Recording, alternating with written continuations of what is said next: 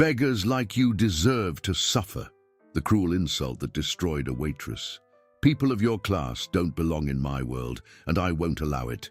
Kate Miller, a waitress at one of Manhattan's most exclusive restaurants, had just been publicly humiliated by a customer she tried to defend. In that moment, under the gaze of 60 stunned patrons, she felt her life shatter. What she didn't know was that this mistake, this act of public cruelty, would be the spark that ignited a silent revolution. Fast forward 8 months, when the Master of Ceremonies announced Harrison Blake as Businessman of the Year, Kate felt her knees buckle. He was there, on stage, basking in thunderous applause, the same man who had destroyed her emotionally and professionally.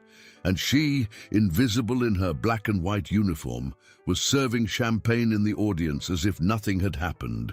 The grand ballroom of the Royal Plaza Hotel dripped with opulence.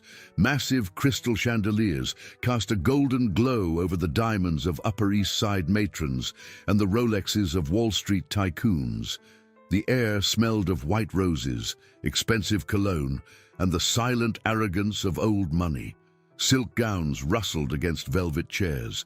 Kate gripped her silver tray so hard her knuckles turned white. Cold sweat trickled down her spine.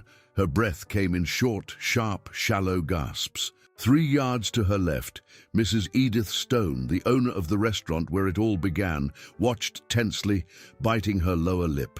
The contrast was brutal. Harrison's bespoke Italian tuxedo versus Kate's faded synthetic uniform. But tonight, the hierarchy was about to flip.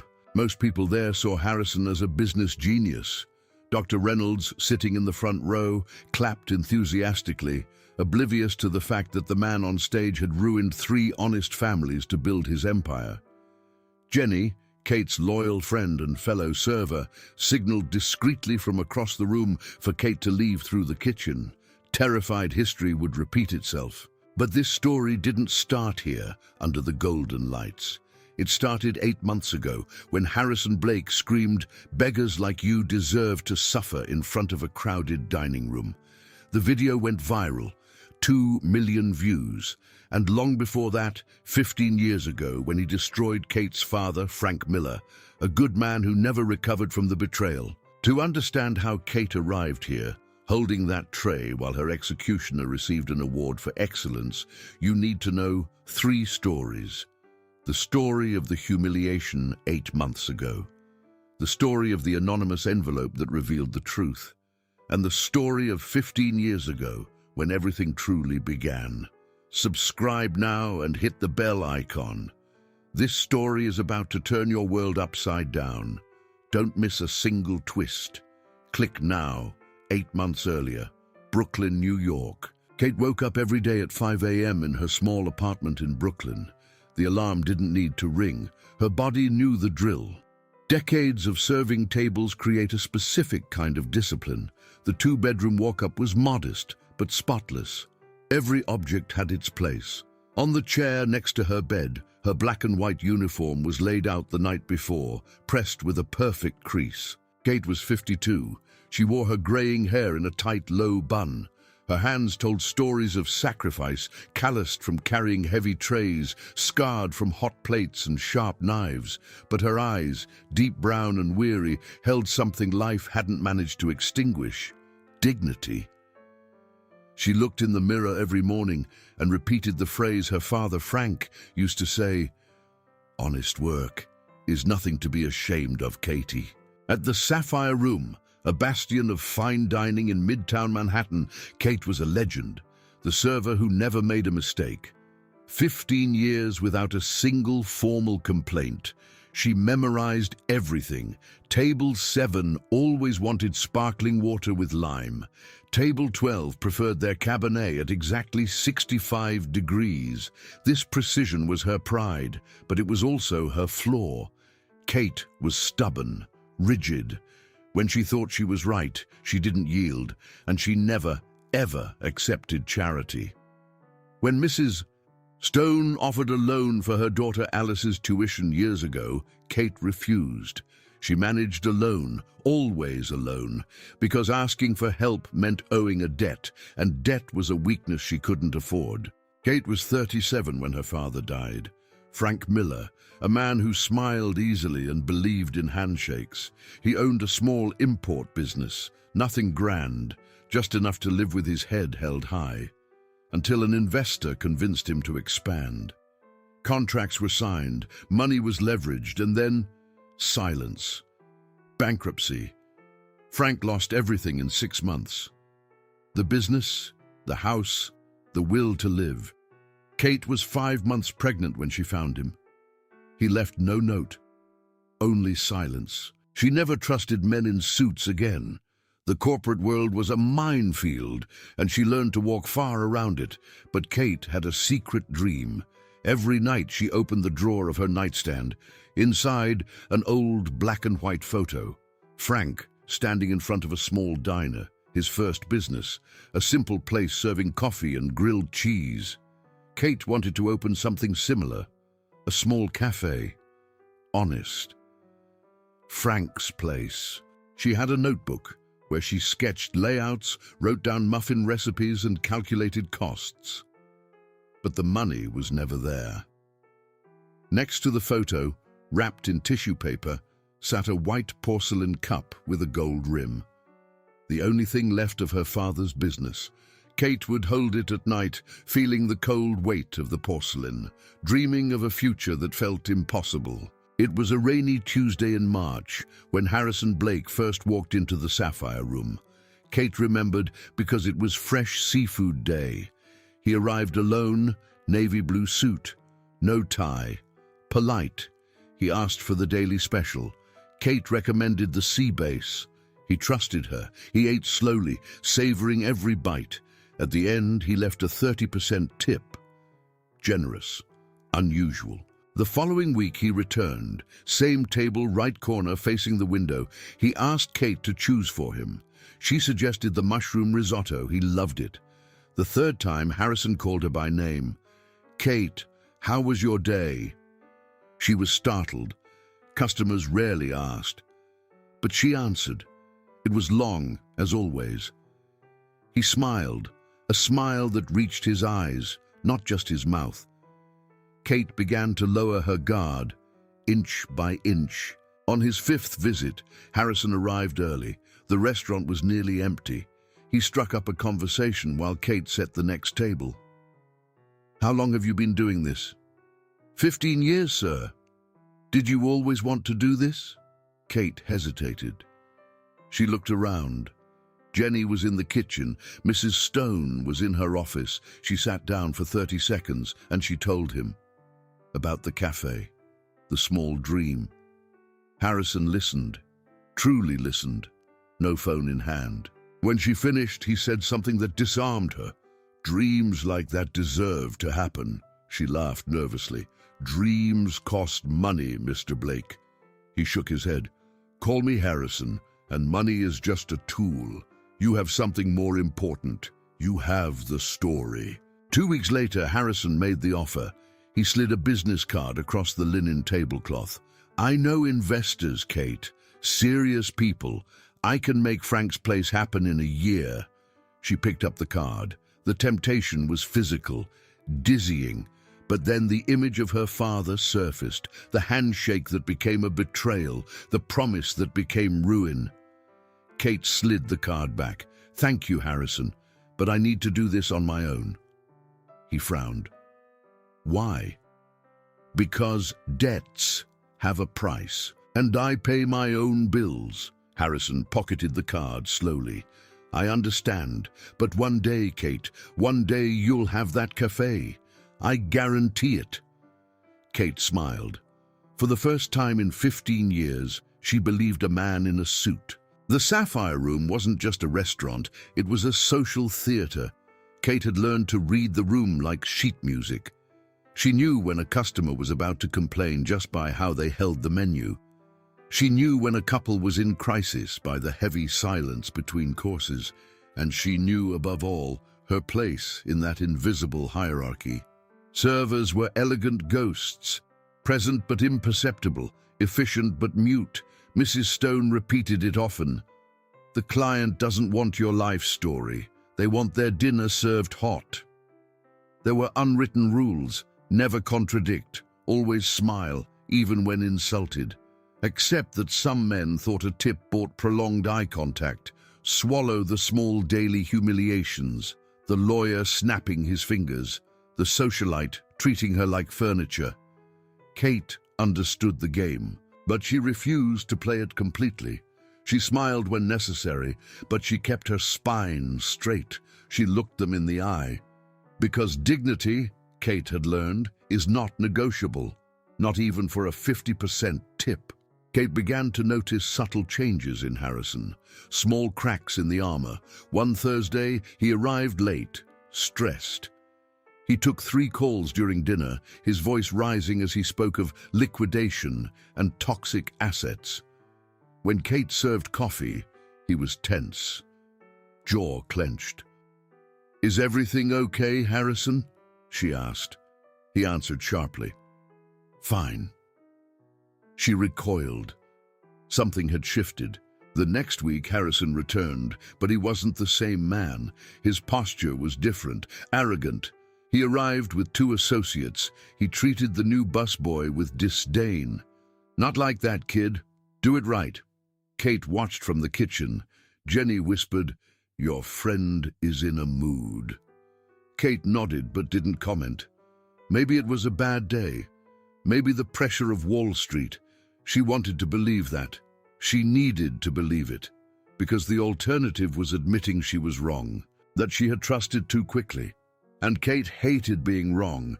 It was this misplaced trust that would lead Kate, the following morning, to make the most humiliating decision of her life, to defend that man publicly. Tell me in the comments which city you are watching from. Seriously, I read them all and reply with love to anyone who takes the time to interact with me here. Friday, noon, peak lunch rush. Kate was balancing 5 plates when she heard shouting from table 12. A customer in a grey suit was gesturing angrily. Harrison was sitting at the next table, alone, scrolling through his phone, indifferent. The man in grey stood up. "This place is a joke. Incompetent service. Ridiculous." Mrs. Stone rushed out of her office. Kate saw Harrison look up briefly, uninterested, and return to his phone. Something inside her moved. An impulse. Stupid loyalty. She set the plates down and walked over to the angry man. "Excuse me, sir. Mr. Blake is a frequent customer and has always been a perfect gentleman with our staff. Perhaps there has been a misunderstanding." The silence was immediate. Every head turned. The man in grey turned red. "I wasn't talking about him." Harrison looked up from his phone. Slowly, Kate felt the air change. He looked at her as if seeing her for the first time, as if she were less than furniture, less than nothing. "Misunderstanding." His voice came out icy. "You think you need to defend me?" Kate blinked, confused. "Harrison, Harrison?" He stood up, knocking his napkin to the floor. "You call me Harrison? Since when does the help call me by my first name?" The entire restaurant went silent. Kate felt the floor vanish. "I thought..." "You thought what? That we were friends? That a few polite conversations gave you the right to have an opinion?" His voice rose to a shout. "Beggars like you deserve to suffer." The words echoed off the walls, slammed into Kate's chest. She couldn't move, couldn't breathe. Her eyes burned, but the tears wouldn't come. Frozen. Harrison continued, "You are nothing, a failed waitress serving real people. Get back to your place and never, ever dare to speak to me again." Kate felt her legs trembling, her stomach churning. 60 people watched, some with pity, others with morbid curiosity. 3 cell phones were already recording. She opened her mouth. No sound came out. Her face burned, her hands sweat. Mrs. Stone appeared at her side. "Kate, go home, now." Kate shook her head. "No, I can finish. Kate, go." Mrs. Stone's voice was firm but gentle. Kate turned, walked to the kitchen, each step an eternity. Jenny grabbed her arm. "He's a monster." Kate didn't answer. She grabbed her purse, walked out the back door into the alley. When the heavy steel door clicked shut, she finally crumbled. Kate spent the weekend locked in her apartment. Alice called 7 times. She didn't answer. Jenny knocked on the door. She didn't open. On Sunday night, Alice used her spare key. She found her mother sitting in the dark living room. "Mom." Kate looked at her daughter, swollen eyes, ashen face. "I saw the video, Mom. Everyone saw it." Kate laughed, a dry, broken sound. "How many views?" Alice hesitated. 2 million. 2 million people watched me get destroyed," Kate whispered. Alice knelt in front of her mother. "He is a monster. You did nothing wrong." But Kate wasn't listening. Her mind replayed the scene. Beggars suffer nothing. "Why did I defend him?" Kate's voice was weak. "Why did I trust him?" Alice held her mother's hands. "Because you are good. Because you believe in people." "No," Kate shook her head. "Because I was an idiot, weak, desperate." Alice tried to argue, but Kate cut her off. "He knew, the whole time. He knew I wanted help, that I was vulnerable, and he used it. He set me up for the fall." The realization hurt more than the humiliation. Harrison hadn't exploded on impulse. It was calculated, premeditated, cruel. On Monday, Kate woke up to 47 messages, most from unknown numbers. "You deserve it, trash. Who do you think you are?" Some were supportive. "Stay strong." But the cruel ones weighed more. They always do. She opened social media. Mistake. The comments were pure poison. Uppity waitress wanting attention. Probably hit on him and got rejected. Get a real job. Kate closed everything, blocked it. But the words were already inside her, infecting her. Jenny called. "Kate, I'm coming over. I need to tell you something." They met at a diner 3 blocks away, far from prying eyes. Jenny ordered 2 black coffees, took a deep breath. "He's done this before." Kate frowned. "What do you mean?" Jenny stirred her sugar nervously. "Harrison Blake, he has a pattern. He picks a person, gains their trust, and then destroys them. Publicly." "How do you know?" "Because I dug. After the video, I found 3 similar cases." Jenny showed her phone, old articles, forums, a waiter in Chicago, a receptionist in Boston, a secretary in Miami, always the same. Public explosion, calculated humiliation. None of them recovered professionally. Kate felt something different. Not shame anymore, rage. "He does it on purpose," Jenny nodded. "And he always gets away with it. The victims are afraid to sue. He has expensive lawyers." Kate gripped her cup. "But why? What kind of person does that?" Jenny shook her head. "I don't know, but there's something else." "What?" "One of the cases, the waiter in Chicago, he also dreamed of opening his own business. Harrison offered help, and then destroyed him exactly when he was about to accept." Kate froze. "Just like me." "Exactly like you." Kate spent the next week researching. Sleepless nights, old laptop overheating. She discovered that Harrison was a partner at a consulting firm, Blake and Associates, specialized in corporate restructuring. His job was to evaluate failing companies and recommend bankruptcy or rescue. Kate read case after case, always the same pattern. Harrison evaluated, recommended bankruptcy. The company closed, and mysteriously 6 months later it reopened under new management, with Harrison as a minority shareholder. Legal, technically, ethical, not remotely. She was closing the 10th tab when she saw the date.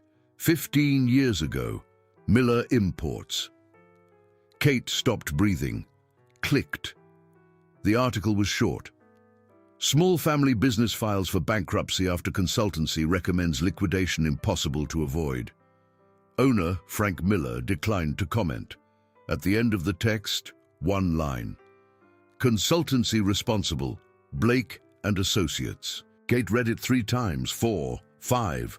The words danced, reorganized, formed a new reality. Harrison Blake had destroyed her father's company. It wasn't a coincidence. It wasn't chance. He knew, the whole time, who she was, who her father was. And yet he approached her, gained her trust, offered help, only to destroy again. Kate called Jenny, voice shaking. "I found it." "Found what?" "The connection. Harrison destroyed my dad." Jenny arrived in 20 minutes, read the report, looked at Kate. "This is revenge." Kate completed the thought. "But revenge for what? What did my dad do?" They researched more, dug deep, and found it 30 years ago. Frank Miller and Charles Blake were partners, a small import business. The partnership ended badly, a lawsuit. Frank won, Charles lost everything. And 3 years later, he died. Heart attack, leaving a 15-year-old son, Harrison. Kate looked at the old photo. Charles Blake, eyes identical to his son's, the same jawline. She understood everything. Harrison blamed her father, and now, decades later, he was taking revenge through her. The cruelty had layers, depth, planning. This wasn't an impulse, it was war. Alice wanted to go to the police. Kate refused. He didn't do anything illegal. Everything the consultancy did was within the law. And the humiliation. It's he said, she said. Alice insisted. But he... Kate interrupted. He won. We have to accept that. The following week brought consequences. Mrs. Stone called. "Kate, I'm sorry. I have to let you go. It's not personal. Clients are complaining. They say they're uncomfortable." Kate expected it. "I understand." Mrs. Stone cried on the phone. "You worked here for 15 years. This isn't fair." "Fair," Kate said calmly, "doesn't exist." She tried other restaurants, 7 interviews, 7 rejections. Her face was recognized. The video was still viral. No one wanted the controversy.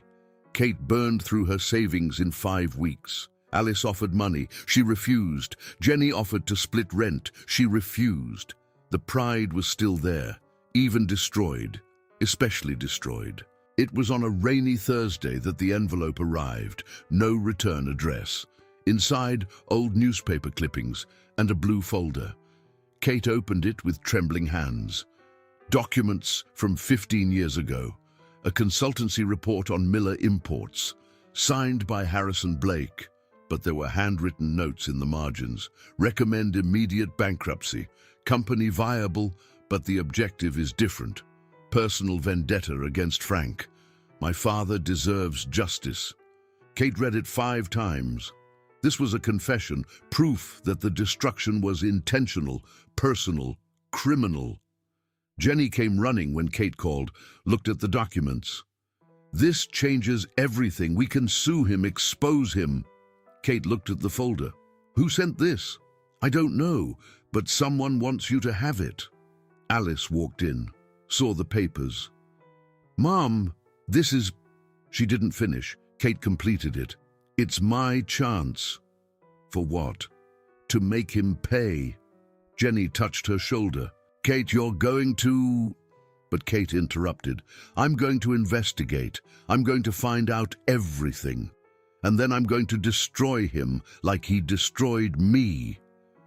But what Kate didn't know was that the envelope wasn't sent by chance.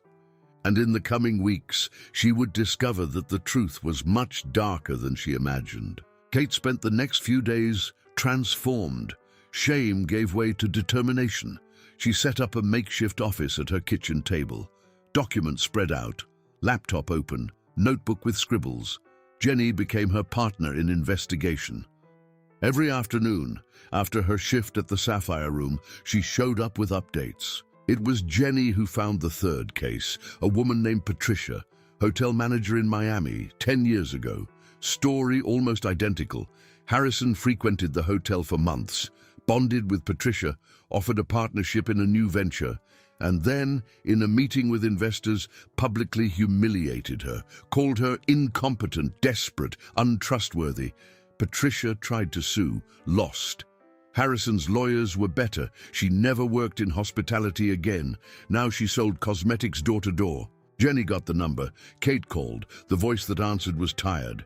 "Hello?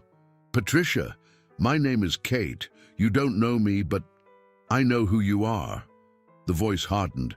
I saw the video. Kate swallowed hard. Then you know why I'm calling. Patricia sighed long and hard. He destroyed you too, Kate confirmed, and I want to make him pay. Patricia laughed, humorless. Good luck. I tried for 3 years. He has money, power, connections. You won't win. But Kate insisted. What if we have proof? What proof? Kate hesitated. I can't say yet. But if we did, would you testify? Long silence. Then, maybe, if it was safe. Kate thanked her, hung up with more questions than answers. Jenny noticed something Kate didn't want to admit. You're obsessed. Kate looked at the scattered papers. I'm not. Yes, you are. You don't sleep, you don't eat right. This is consuming you. Kate slammed her pen on the table. And what did you expect? That I forget? That I move on?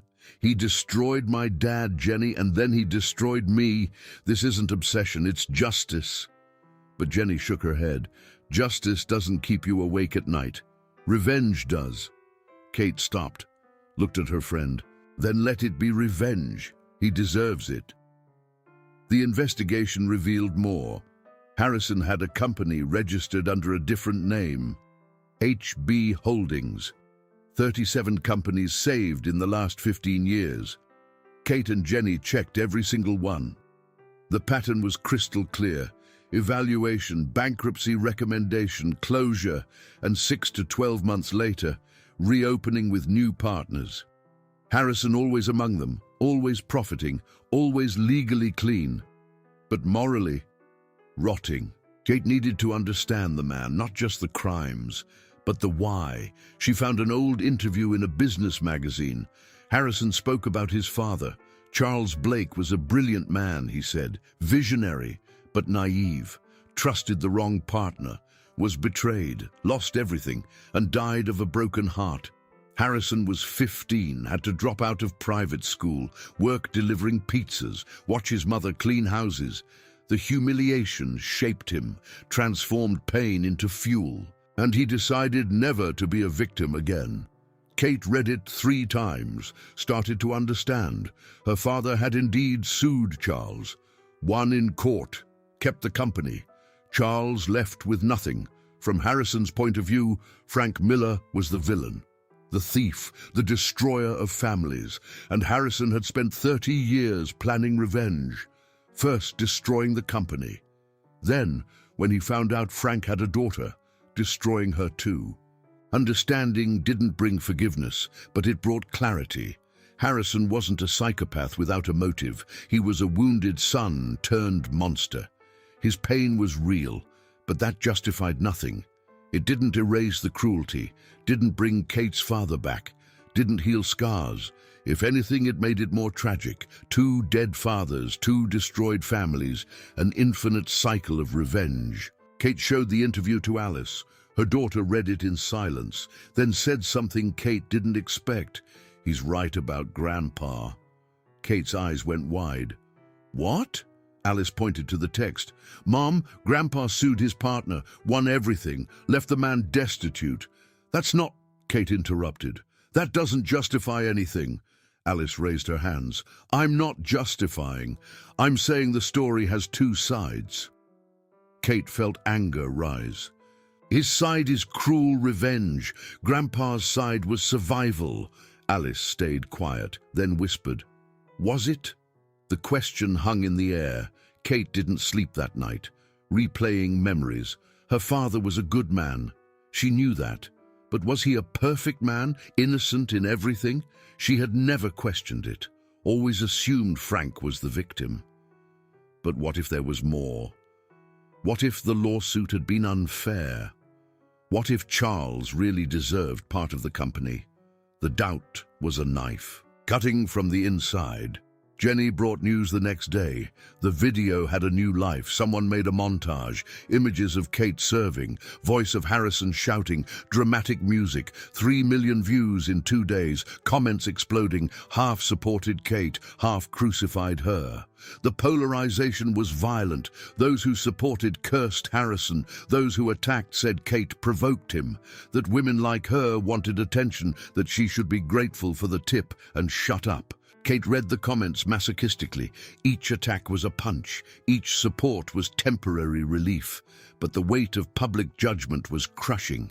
She didn't ask for this, didn't want to be a symbol, didn't want to be a trending topic, just wanted to work, live. But now she was public property. Everyone had an opinion. Everyone knew what she should do. No one knew how she felt. Alice lost her job on Tuesday, called crying. "They fired me, Mom." Kate froze. "Why?" "Because of you. They said your presence caused discomfort in the team. The clients were complaining." Alice sobbed. "It's not fair. I didn't do anything." Kate felt guilt like an avalanche. "Honey, I'm sorry." Alice tried to control her crying. "It's not your fault, it's his." But Kate knew the fault was hers too, for trusting, for defending, for being weak. The lawyer Kate consulted was blunt. "You have no case." Kate clenched her fists. "He confessed revenge in the documents." The lawyer shook his head. "Anonymous documents don't serve as proof. You don't know the origin, can't authenticate. And even if they were real, personal revenge in business isn't a crime if done within the law." Kate leaned in. "So he can destroy lives with impunity?" The lawyer sighed. "Welcome to the system." Kate left the office defeated. It was Jenny who suggested the plan. They were having coffee when she said, "What if we use public opinion?" Kate frowned. "How?" Jenny stirred her sugar. "The video went viral. You have attention. Use it. Tell your story. Show the patterns. Expose him socially." Kate hesitated. "What if it makes it worse?" Jenny stared at her friend. "You're already at the bottom, Kate. You can only go up." Kate recorded a video that night, 3 minutes, no editing, no makeup, just her and the camera. Told everything, the humiliation, the investigation, the connection to her father, the other cases, Harrison's pattern. Ended with a plea. "If anyone else was a victim of his, please contact me. Together we are stronger." Posted at 11 p.m. and waited. The response was immediate. 10,000 views in the first hour, 50,000 in 3 hours, comments flooding in, but not all support. Half accused Kate of defamation, of trying to destroy a successful man, of being bitter. The other half promised help, said they knew other victims, offered lawyers, journalists, support. Kate woke up to 147 messages. 12 were from possible victims. She answered all of them, scheduled interviews, collected stories. In a week, she had a dossier of 20 cases, all following a similar pattern. Harrison gained trust, offered help, and destroyed publicly. Some victims were business owners, others employees. The spectrum was broad, but the cruelty was consistent. David Ross, an investigative journalist from the New York Chronicle, got in touch. "I saw your video. I want to do a story." Kate accepted the meeting. He arrived with a recorder and notebook, explained he had been investigating Harrison for 2 years, but never got concrete proof, until now. Kate showed him everything. David read every document, interviewed every victim, and promised. This is going to blow up. But Kate didn't know that Harrison was already preparing counterattacks.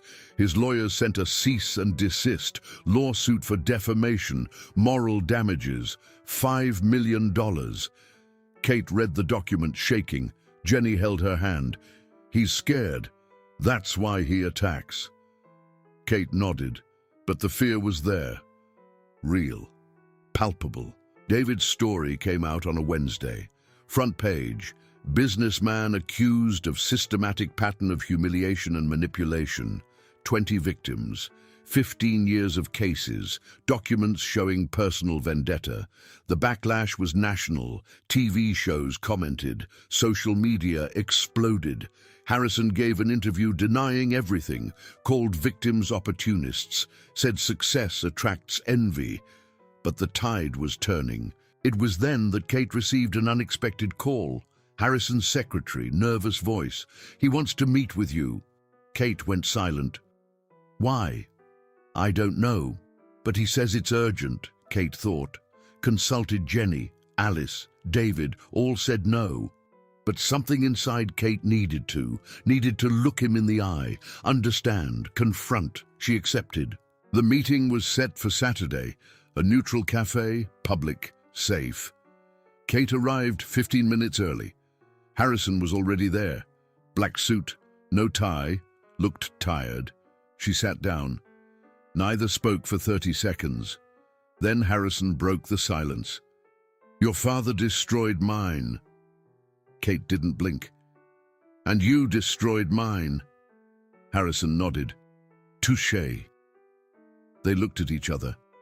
Two survivors of a war they didn't choose. Harrison began to talk, told about his poor childhood after the bankruptcy, about his mother crying, about the hate that grew, about the decision to avenge his father.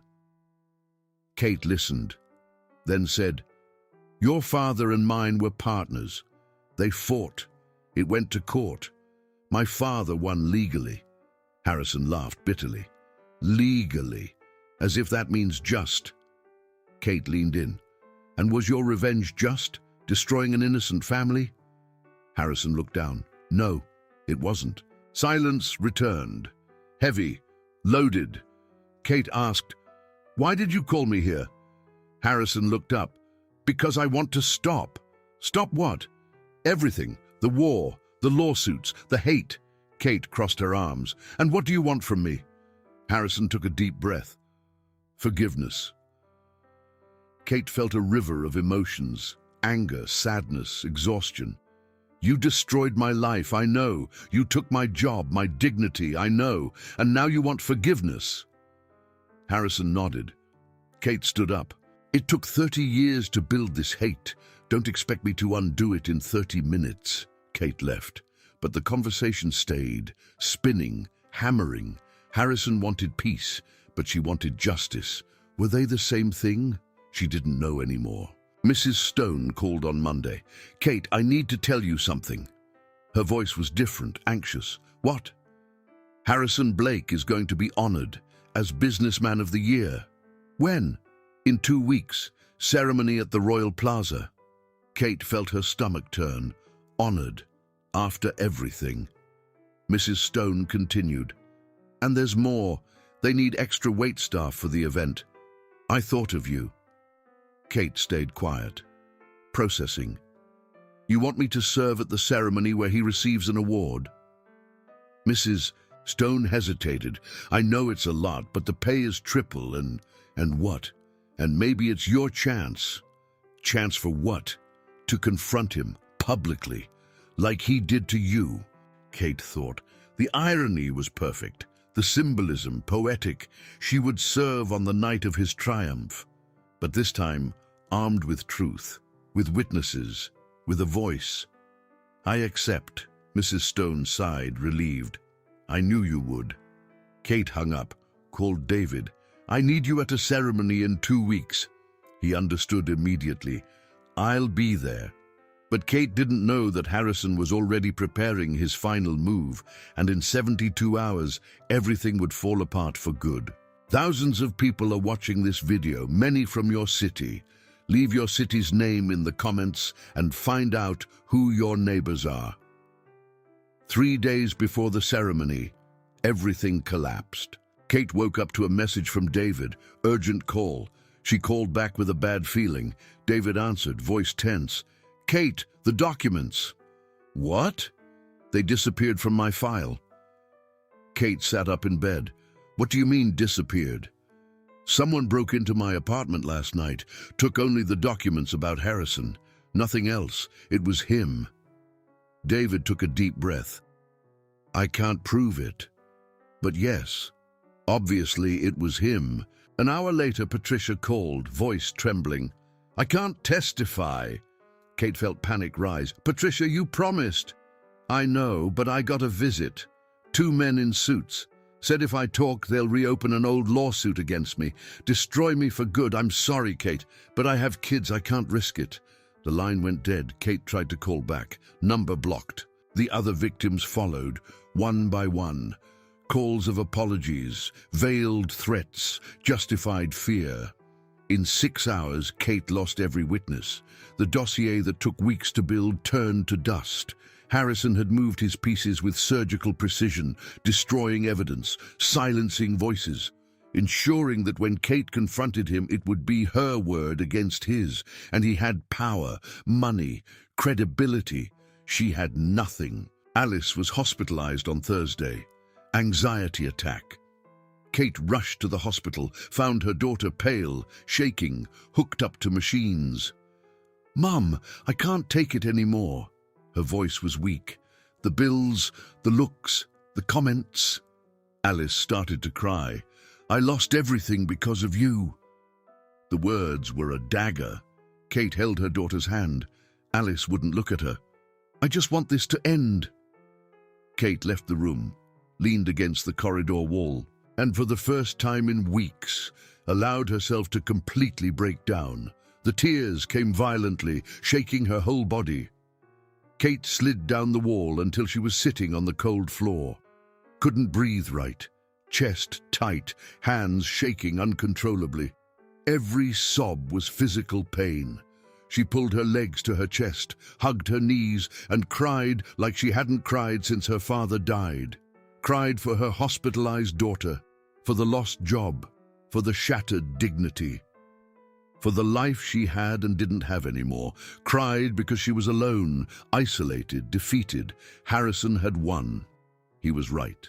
She was nothing, less than nothing, a failed waitress who dared to challenge power and now paid the price. A nurse passed by, offered a tissue. Kate accepted without looking, wiped her face, but the tears continued.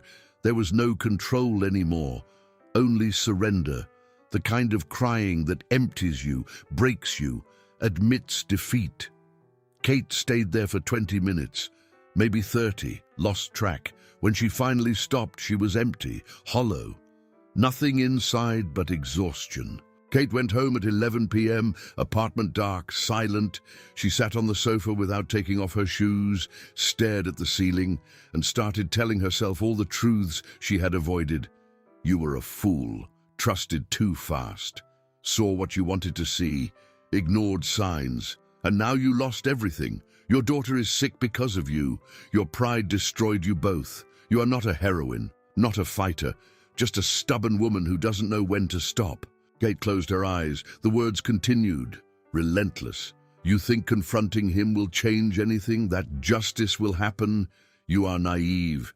He has lawyers, security, power. What do you have? Anger? Indignation? That doesn't pay bills, doesn't heal Alice, doesn't give you a job back. You lost. Accept it, move on, forget it. But there was another voice, weaker, almost inaudible.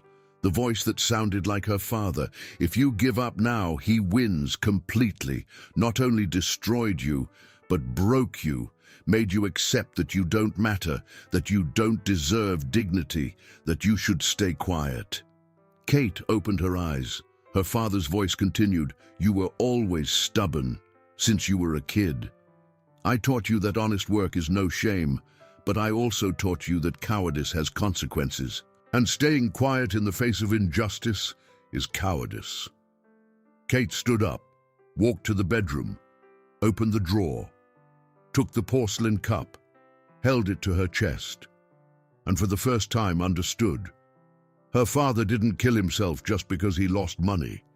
He killed himself because he lost dignity, because he couldn't fight, because he accepted defeat. Kate wasn't going to repeat that. Wasn't going to let Harrison have a complete victory, even if she lost, even if she was destroyed. She was going to fight. Mrs. Stone appeared on Saturday. Kate opened the door, surprised. Edith entered without asking, sat at the kitchen table, looked Kate in the eyes. Are you giving up? Kate hesitated.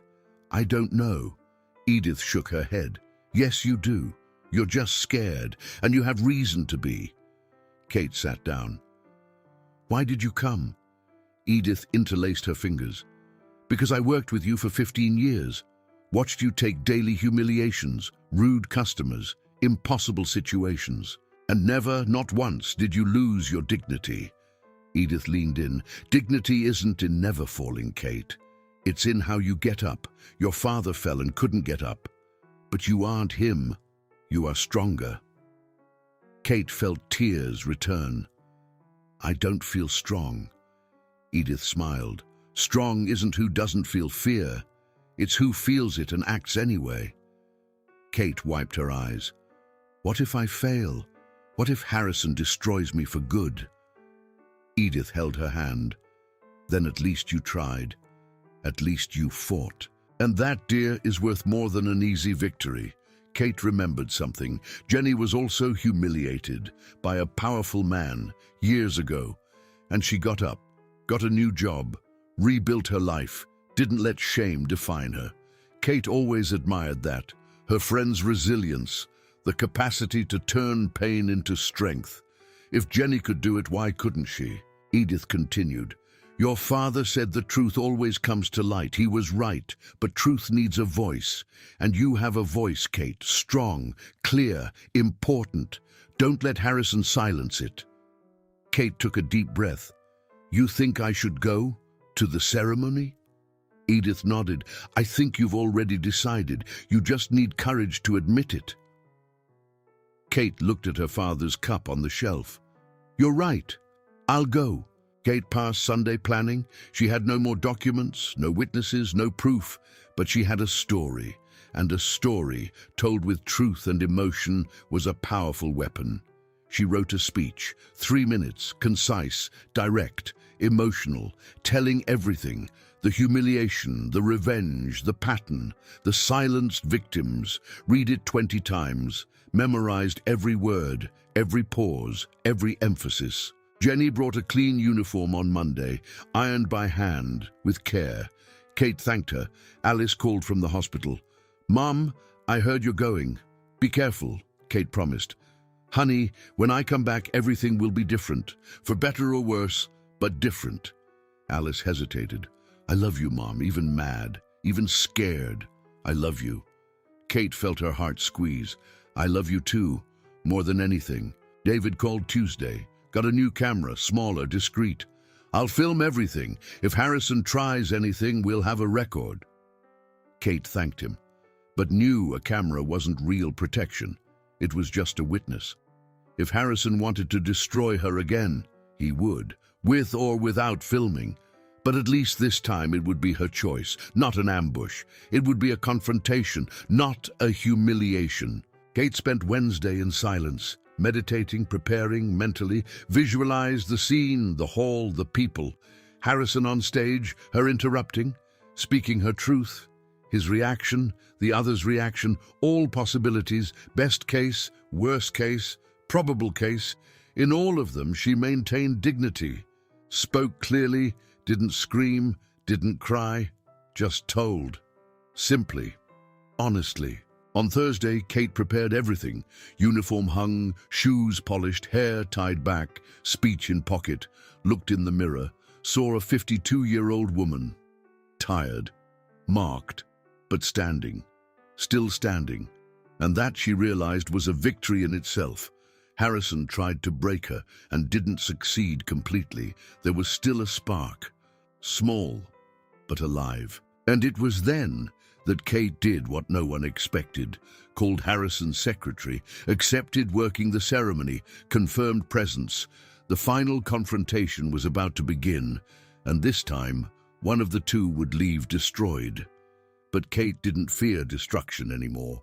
She was already destroyed, and discovered that even in pieces, she could still fight.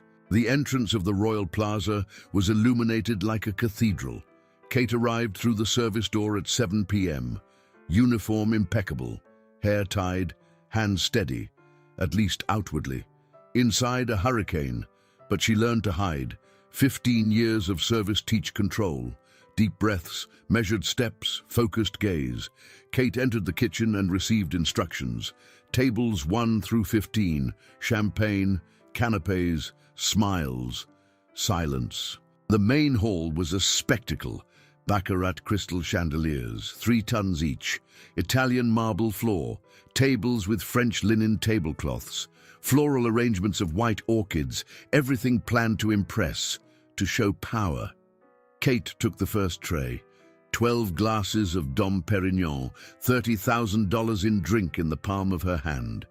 She walked among the tables. Firm step, straight posture, offering glasses, receiving distracted nods, being invisible, as always. But this time was different. Every movement had purpose. Every step brought her closer to the stage. Kate memorized the layout, knew exactly where she would stand when Harrison went up. 3 meters to the left, perfect angle. View of everyone. David was in the back. Discreet camera filming. Jenny worked the other side of the room. Glances crossed. Jenny nodded imperceptibly. Kate responded the same. Some people recognized her. Looks of surprise, whispers. "Look, it's her, the one from the video. What is she doing here?" Kate ignored. Continued serving. Professional, distant. A woman in a red dress stared at her with contempt. Kate held the gaze. The woman looked away first. Small victory, but victory. The tension in the air was palpable. Everyone felt it. Something was going to happen. No one knew what. Kate knew and waited. 8 o'clock. Lights dimmed. Master of Ceremonies took the stage. "Good evening. Welcome to the 15th Annual Business Excellence Awards." Polite applause. Kate placed the tray on a side table, positioned herself. 3 meters to the left of the stage, exactly where she planned. The host continued speaking, introducing sponsors, thanking authorities for presence. Kate didn't listen, just breathed, counted. 1, 2, 3, keeping calm. Then the name was announced. "And our honoree tonight, Businessman of the Year, Harrison Blake." Applause exploded, louder, enthusiastic. 200 people standing. Ovation. Harrison went up to the stage. Impeccable tuxedo, confident smile, waving, thanking. The trophy was handed over, heavy crystal. He raised it. More applause. Kate waited. Not yet, not yet. Harrison began the speech. "I appreciate this honor. My journey wasn't easy. I started from the bottom, worked hard, overcame obstacles." Kate felt anger boil. Lies. All lies. He continued. "Today I lead a respected company. We generate jobs, create opportunities, give back to society." Kate took a step forward. People noticed, turned. Harrison hadn't seen yet, continued talking. "And I dedicate this award to my late father, Charles Blake, a man of integrity who—" Kate interrupted, voice clear, firm, loud enough. "A man of integrity you avenged by destroying innocent families." Instant silence. Total. Harrison stopped mid-sentence, looked, saw Kate. The expression changed. Surprise, then anger, then something more dangerous, calculated control. He smiled slightly, poisonous. "Kate, what a surprise to see you here." "It's not a surprise, Harrison. It's a choice. Just like it was a choice for you to destroy me." The hall was frozen. No one moved. Harrison stepped down 1 step from the stage. "You are interrupting an important ceremony. And you interrupted my life." Kate walked closer, staring at him. Harrison tried to maintain composure. "I don't know what you're talking about." "Yes, you do. 8 months ago, the Sapphire Room. Beggars like you deserve to suffer. Remember?" Murmurs started. People remembered the video. Harrison clenched his jaw. "You provoked me, lost your composure, interfered." "I defended you," Kate raised her voice. "I thought we were friends. You spent months gaining my trust, offering help, pretending to care. All lies." Harrison laughed dryly. "You really thought I cared? About a waitress? You were a means to an end. Kate felt a stab, but didn't retreat. The end was revenge. Against my father, Frank Miller, your partner 30 years ago, the man you blame for your father's bankruptcy. The hall exploded in whispers. Harrison went pale. Kate continued, You destroyed my father's company 15 years ago on purpose. It wasn't professional evaluation. It was personal revenge. And when you found out he had a daughter, you decided to destroy me too. Harrison tried to regain control. Your father stole from mine, took everything, left my family in misery. And does that justify destroying mine? Justify humiliating people publicly? Justify turning pain into a weapon? It justifies justice. This isn't justice, it's cruelty. Kate felt tears but didn't let them fall. Your father and mine fought, went to court. My father won, legally. It might not have been fair, it might have hurt, but it doesn't give you the right to ruin lives decades later. Harrison squeezed the trophy, knuckles white from force. You don't understand. My father died of a broken heart. I was 15. I had to deliver pizzas, watch my mother scrub toilets, all because Frank Miller was greedy. And my father killed himself, Kate shouted, because your consultancy destroyed him. He had a daughter depending on him, had a granddaughter on the way. And you pushed him to bankruptcy knowing that, calculating that, wanting that. He deserved it. No one deserves to be destroyed, Harrison. Kate lowered her voice. We both lost fathers. We both suffered. But you chose to perpetuate pain. I choose to end it. Harrison trembled, the mask falling to pieces. Kate saw. He wasn't a complete monster. He was a broken man who broke others. That didn't absolve him, but it humanized him. It was then that Mrs. Edith Stone walked onto the stage, envelope in hand. Kate didn't expect it. No one expected it. Edith walked to the microphone, voice firm. I have proof. The room vibrated. Harrison turned sharply. Who are you? I am Edith Stone, owner of the Sapphire Room, and I knew Charles Blake. Harrison froze. Edith continued, I worked with him 30 years ago.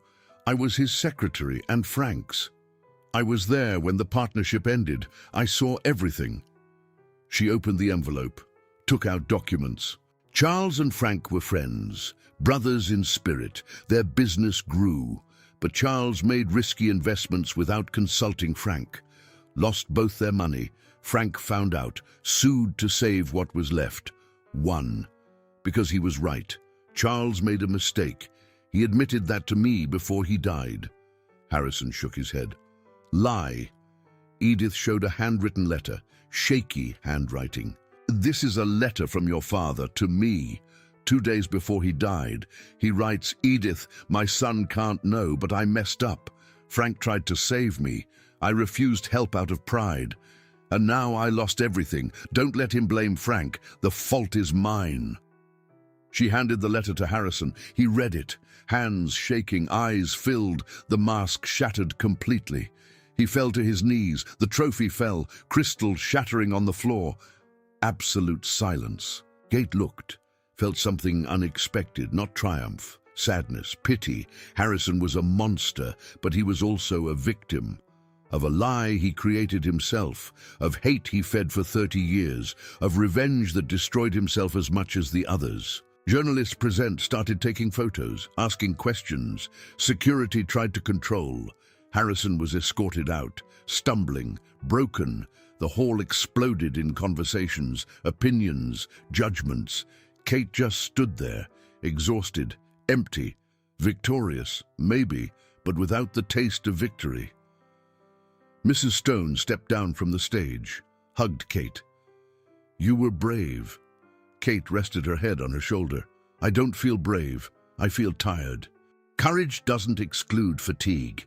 Edith held Kate's face. You recovered your dignity. That is worth everything. People started approaching, offering support, apologizing for doubting. Kate accepted, thanked, but just wanted to go home. Jenny appeared, held her friend's hand. David put the camera away, nodded. I have everything filmed. I'm going to do a full story. Kate nodded. Thank you. They left together, through the front door this time, not the kitchen. Kate stopped on the sidewalk, looked back. The hotel still shined, but different now, no longer intimidating, just a place. She took a deep breath. Fresh air, night air, free, Jenny asked. How do you feel, Kate thought. Honestly, I don't know. But I know I did the right thing, and that's enough. But the story doesn't end with victory, because 6 months later, the consequences of that night still echoed in ways Kate never imagined. 6 months later. Kate woke up at 6 a.m., not because she had to, because she wanted to. Her body still kept the old rhythm, but the purpose was new. She got up, made coffee, and looked out the window of her apartment. The sun was rising over Brooklyn. Golden, promising, different. At 7, Kate locked the door and walked 3 blocks, stopped in front of a small storefront, clean glass, simple sign in light wood, Frank's place, her father's name. Finally. The key turned smoothly in the lock. She entered, the smell of fresh bread already coming from the oven. Alice was in the kitchen, apron tied, smile on her face. Good morning, Mom. Kate smiled back. Good morning, honey. The cafe had 15 tables, nothing grand. Simple decor but welcoming. Cream-colored walls, old black and white photos. One showed Frank in front of his first restaurant. The porcelain cup with the gold rim was displayed in a glass case. Protected, honored. Kate touched it sometimes, physical reminder of a kept promise. Jenny arrived at 7:15. She was manager now. Kate insisted. You helped me when no one helped. This place is yours too. Jenny protested, but accepted, worked with dedication that went beyond a job. It was a mission, family. The two set the tables together, talking, laughing, planning the day. Their friendship had layers now, forged in war, tested, approved. Mrs. Stone appeared every Tuesday and Thursday, drank a double cappuccino, read the paper, offered unsolicited advice that Kate always listened to. Edith invested in the cafe. Not just money, time, experience, affection. She saw Kate as the daughter she never had, and Kate saw her as the mother she always needed. The relationship filled holes in both. Alice recovered completely. The hospitalization was an alarm, but also a transformation. She decided to study psychology, help people going through trauma. The work at the cafe was temporary, but meaningful. Mother and daughter rebuilt their bond, talked for real now, without barriers, without fear. The crisis brought them closer in a way years of peace never managed. David published a long story, series of 3 reports, exposing everything. Harrison faced criminal charges, fraud, manipulation, illicit enrichment, was convicted, 3 years in prison, company closed, assets confiscated, late justice, but justice.